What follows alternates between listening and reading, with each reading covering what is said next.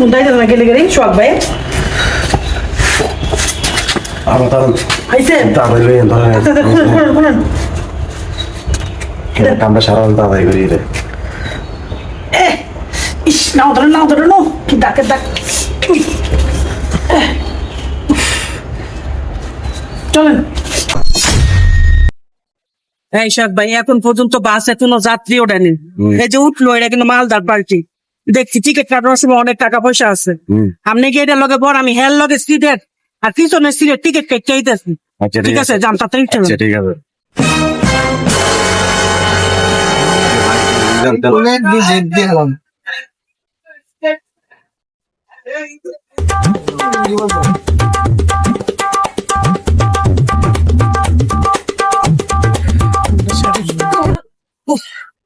আল্লাহ আরে ফের করতেছেন কে? আরে ভাই গরম লাগতেছে। আরে গরম লাগলে আপনি এখানে দেন।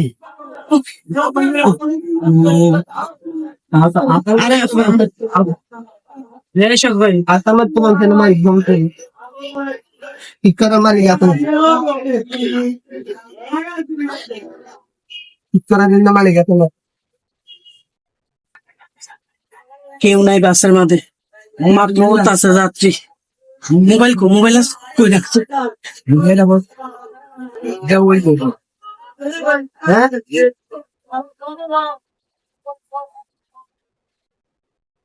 বাস বেটে আমার মোবাইলটা সমস্যা নেই। আমি আগে যাই ঠিক আছে।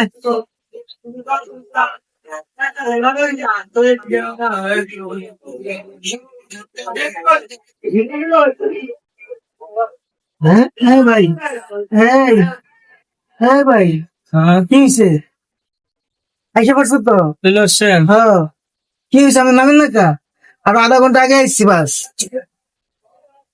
আরে ভাই আমার মানি ব্যাগ মোবাইল কিসে বলো ভাই আমার এই যে পাশের লোকটা ছিল আর ওইখানে একটা মহিলা ছিল আরো আধা ঘন্টা আগে তো সবাই নেমে গেছে ওইদিকে নামে গেছে। হ্যাঁ আরে ভাই এই মহিলাটা দেখছি হ্যাঁ আমার গরমের কথা বলে আমার বাতাস দিতেছে।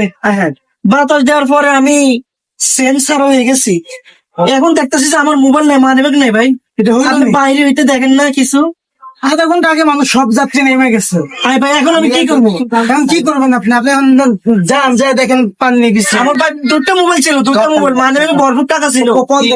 আমি ঢাকা থেকে সারি করে আসছি অনেক টাকা অনেক মাসের স্যালারি নিয়ে আসছি আমার মারে দিব বাবারে দিব আমার ছোট ভাই আছে ছোট বোন আছে অজ্ঞান পার্টি পাল্লায় পড়ছেন আরে ভাই এটা কি কোন আপনি আমার ছোট বোনের পরীক্ষার ফি দিতে হবে আমার ছোট ভাই আর একটা যে স্যার কি ব্যবস্থা করবেন কি করবো এখন আমি কি করবো আমার সব উপার্জনের টাকা সব এখানেই ছিল। আচ্ছা নামে নামে পরে একটা সমাধান করতেছেন এখন বাসারও আমরা পরিষ্কার করবো তো আপনার নামেন নামে ভাই এখন কি বলেন ভাই আমি তো এখন তাতে থানার যান দরকার প্রিয় দর্শক আপনাদের সাথেও ঘটে যেতে পারে এমন ঘটনা।